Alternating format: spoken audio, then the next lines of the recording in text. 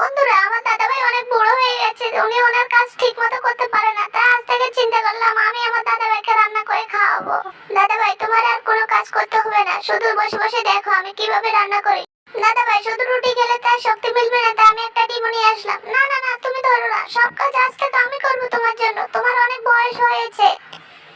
মা বাবা শুধু তোমাকে বৃদ্ধাশ্রমে দিয়ে আসতে চায়, আমি তোমাকে বৃদ্ধাশ্রমে দিতে চাই না দাদাভাই, আমি তোমাকে রান্না করে খাওয়াবো। যারা আমার নাতির মতো বৃদ্ধ দাদা দাদিকে ভালোবাসো তারা অবশ্যই এই চ্যানেলটিকে সাবস্ক্রাইব করে দিও। দাদা, রুটির ওই পাশটা হয়ে গেছে, এবার এই পাশটা উল্টে দিতে হবে। না না, তুমি করো না, আমি করব। মানুষ পারে না এমন কিছু না, আমি ছোট হতে পারে, তারপর আমি চেষ্টা করব, তোমাকে আমি যত কষ্ট হোক তোমাকে আমি খাওয়াবো রান্না করে। আজকে এমনই আমি করে রান্না করব, মা পর্যন্ত চলে আসবে এখানে সুগ্রামে। ওরে আমার পাকনা দুষ্টু নাতি রে, তুই তো অনেক চালাক রে নাতি।